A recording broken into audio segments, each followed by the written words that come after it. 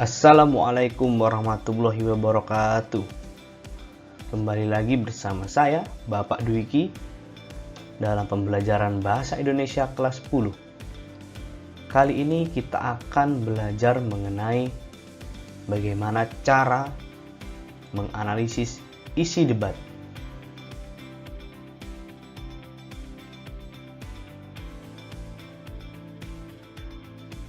Kali ini kita akan membahas mengenai 3 poin penting, yaitu tentang analisis debat, kemudian tujuan analisis debat, dan hal-hal yang perlu dianalisis dalam debat.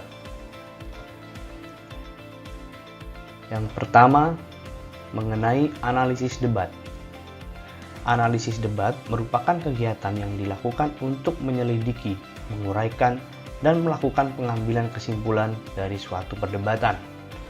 Analisis debat juga dapat disebut sebagai proses untuk mengetahui secara mendalam tentang mosi atau topik yang sedang diperdebatkan.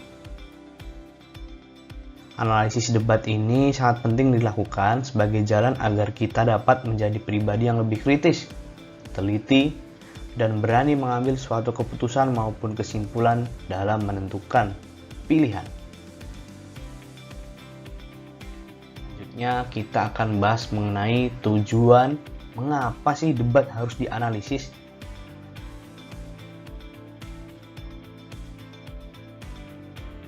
Yang pertama, analisis debat bertujuan untuk mengetahui permasalahan atau isu debat.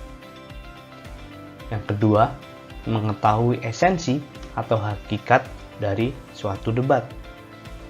Yang ketiga, mengetahui sudut pandang argumen masing-masing pihak dalam debat. Yang keempat, memberikan tanggapan berupa kelebihan atau kekurangan salah satu pihak ketika melakukan debat. Dan yang kelima, memberikan evaluasi atas jalannya debat. Kemudian yang terakhir adalah menyimpulkan hasil debat. Nah, perlu anak-anak ketahui hal-hal yang dapat dianalisis dalam debat, yaitu yang pertama ada mosi, yang kedua adalah pernyataan sikap, yang ketiga ada argumentasi, yang keempat adalah pihak pro, yang kelima adalah pihak kontra, dan yang keenam adalah simpulan. Mari kita ulas satu persatu. Nah, Bapak akan menampilkan salah satu contoh video yang akan menampilkan seorang moderator dalam menyampaikan mosi dalam debat. Mari kita simak videonya bersama-sama. Topik untuk debate competition pada kali ini adalah pendidikan dwi bahasa perlu diwajibkan agar siswa-siswi di Indonesia dapat bersaing secara global. Nah, itu tadi adalah contoh mosi dalam debat. Dari mosi tersebut, anak-anak dapat menganalisis kira-kira sudah sesuai atau belum ya judulnya, atau sudah efektif atau belum ya. Atau kalian bisa mengkritisi juga bagaimana cara penyampaian moderator dalam menyampaikan mosi tersebut. Mosi ini sangat penting karena ini adalah kunci dalam debat sehingga debat dapat dilaksanakan. Selanjutnya, ini bagian yang kedua merupakan contoh video pernyataan sikap dari salah satu tim yang mengikuti kompetisi debat. Mari kita simak videonya bersama-sama. Kami dari tim Siliwangi menyatakan dengan tegas mendukung penghapusan ujian nasional sebagai syarat kelulusan sekolah. Nah, itu tadi merupakan salah satu contoh pernyataan sikap yang diberikan oleh tim pendukung terhadap mosi debat. Nah, anak-anak bisa menganalisis misalnya bagaimana pengucapan pernyataan sikapnya, atau bisa juga menganalisis bagaimana seharusnya memberikan pernyataan sikap dengan tegas, dengan berani, agar membuat lawan semakin merasa tidak percaya diri karena peserta debat telah memberikan pernyataan sikap dengan tegas. Misalnya seperti itu. Kemudian selanjutnya, ini adalah argumentasi untuk mendukung sikap. Jadi setelah salah satu tim memberikan pernyataan sikap, ia harus melanjutkan dengan memberikan argumentasi untuk mendukung pernyataan sikap yang telah ia berikan. Contohnya seperti video berikut ini. Ketidakmerataannya kualitas pendidikan yang ada di Indonesia. Kita ketahui bahwa perbedaan antara fasilitas dan prasarana yang ada di Indonesia bagian barat dan yang ada di Indonesia bagian timur sangat timpang.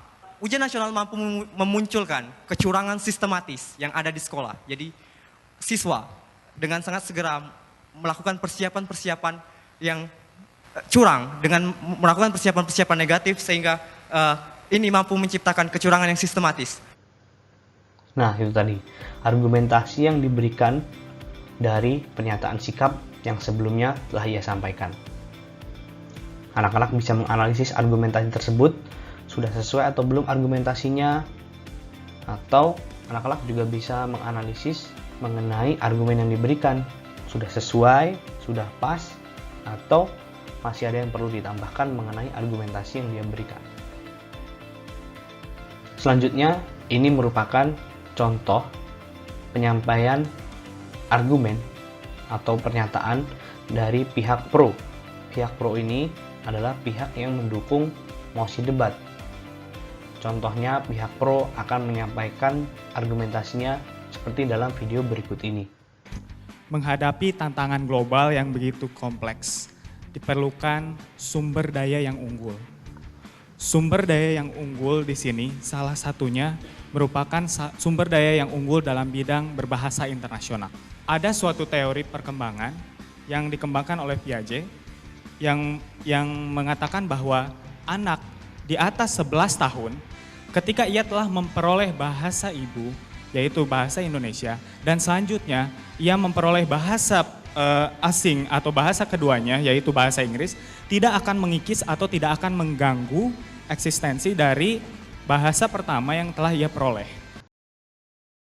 Itu tadi adalah salah satu contoh argumentasi dan pernyataan yang diberikan dari pihak pro terhadap mosi debat. Nah, anak-anak juga bisa menganalisis apakah pernyataan dan argumentasinya sudah sesuai, bagaimana mengenai pengucapannya, bahasanya, apakah ada yang kurang atau ada yang perlu dibenahi. Nah, anak-anak bisa menganalisis pernyataan atau argumen yang diberikan dari pihak pro. Selanjutnya, ini merupakan pihak kontra atau oposisi yang dia akan memberikan argumen atau memberikan perlawanan atau memberikan pernyataan sebaliknya kepada pihak pro. Mari kita simak contoh videonya bersama-sama. Terkait dengan Dwi Bahasa sendiri. Dwi Bahasa merupakan kemampuan berbicara dengan menggunakan dua bahasa dengan komposisi dan proporsi yang sama atau hampir sama, di mana titik tekannya tidak ada bahasa yang harus didominasikan. Jika dilihat dari nilai politik, ekonomi, sosial, dan teknologi, bahwasanya secara politik dan ekonomi, hubungan internasional dan perdagangan internasional tidak perlu adanya penggunaan bahasa Inggris dalam kesiapan kita menghadapi dunia global. Nah, itu tadi pernyataan yang diberikan oleh pihak kontra. Anak-anak juga bisa menganalisis apakah pernyataan itu sudah sesuai atau pernyataan yang diberikan pihak kontra ini masih kurang. Anak-anak juga bisa menganalisis bahasa yang digunakan, apakah ada yang perlu dibenahi ataukah bahasanya ada yang tidak jelas. Nah, anak-anak bisa memberikan analisisnya terhadap poin tersebut.